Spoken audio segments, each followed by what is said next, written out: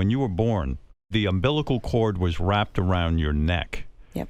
And what happens is that causes a loss of oxygen. And so it's pretty remarkable because you didn't talk till you were 6 years old. Were your parents concerned that you had brain damage or that there was something severely wrong with you? My mom was very concerned because she has a PhD in educational psychology, so she knows exactly where you're supposed to be at which stage. And my sisters were so advanced for their age. They were really ahead of the curve. So when I wasn't really speaking, she was really concerned. Everyone thought I was deaf for a while. And I was actually never even allowed to know that there was anything wrong with me.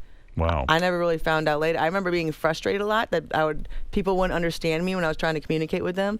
But I never knew that they were concerned that I was really, really behind. But do you remember a time where you just didn't speak or it just felt like, wow, I can't make myself known to anybody? I didn't even think about it as not talking. Like when I played with toys, I would think all the words, but I wouldn't say them out loud. So It just looked like I'm randomly playing with toys, but I had this whole inner dialogue and story going on. The whole idea of learning martial arts. Your mom was a judo instructor, right? Yeah, she was the first American to win the world championships in judo in 1984. And even though, listen, your mom's a judo instructor, your dream was to be this great swimmer. And as you go along, tragedy hits. Your dad is, I guess, did he go sledding with you? Is that how it happened, that he injured his back? Yeah, our whole family went just sledding one day. And your dad got injured, and it affected his life, where he was told that he probably would be in a wheelchair eventually, right? That his situation would deteriorate. Yeah, he pretty much deteriorated until they said that there was nothing they could do, and it was just going to keep going that way until we lost him eventually. So he'd rather go out on his own terms. He committed suicide. And as a little girl, that's just got to blow your mind. I mean, there's just no way to recover from that, right? I mean, it's just, it's very difficult. Well, I didn't even know that he was sick. My dad didn't want us to worry. He wanted us to be kids. And so I thought everything was fine. And then one day I found out it wasn't. Now, he had to be a strong man to be married to your mother. If your mother's a judo champion, and she could probably kick his ass, honestly.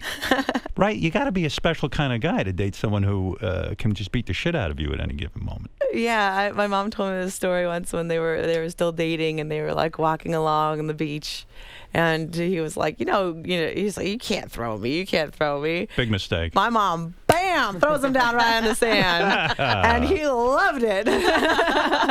He liked it. He was attracted. He was laughing his ass off. He loved a ballsy woman. So you wanted to be a swimmer, and then around the age of 11, you say, screw swimming.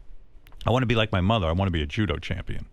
Does your mother try to discourage that, or is she turned on by that? No, she tried to discourage it from the beginning. She thought people would expect too much out of me because I was her daughter. I see. But once you made the decision, your mother helped you with judo. She started to train you, right? Yeah, she said, is this something you really want to do? And when I swam, I was with the intent that I was going to win the Olympics in it. Because that's what my dad always told me. And then the whole idea was, okay, if this is what I'm going to do, I'm going to win the Olympics in it. Because that was what my dad kind of put in my mind. You do something to be the best in the world at it. And so your mom, even when you were a kid, would wake you up by throwing you into what, an arm lock? Yeah, it was a strategy she took from her old coach. Yeah. Tell me about that. What happens? You're laying in bed, you're asleep. Yeah. What does mom do?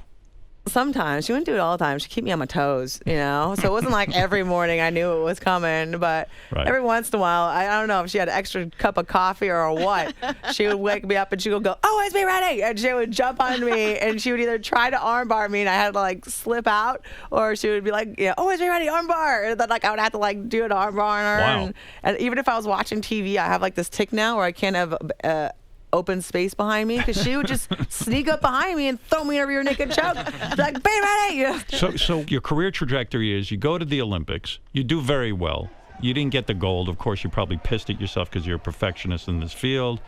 And after the Olympics, $10,000 they give you, and you put it toward a car. After I got a bronze medal in Beijing in 2008, the U.S. Olympic Committee gave me $10,000 and I got taxed on it. So it was like $6,600 or something like that. That's the crazy thing with the Olympics. When your Russian counterparts or these other countries are, paying for training, these people are rewarded a lot. They're almost really treated as pros.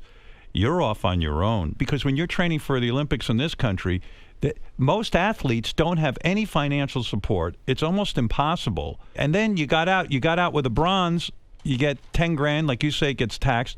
And suddenly you're faced with, hey, I'm a hero for my country.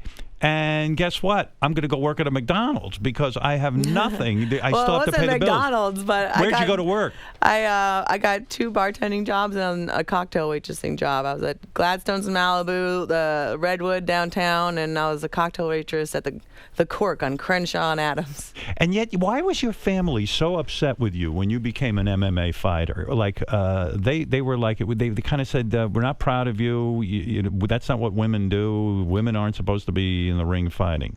Well, my mom didn't know anything about women's MMA, but she'd seen Foxy boxing before, so that was her idea of what it was. And she was the senior statistical consultant at USC at the time, and so I would have pretty much gone to USC for free if they accepted me. And instead of going to college, I told my mama I wanted to be an MMA fighter, and she just looked at me and said, "It's the stupidest fucking idea I've heard in my entire life."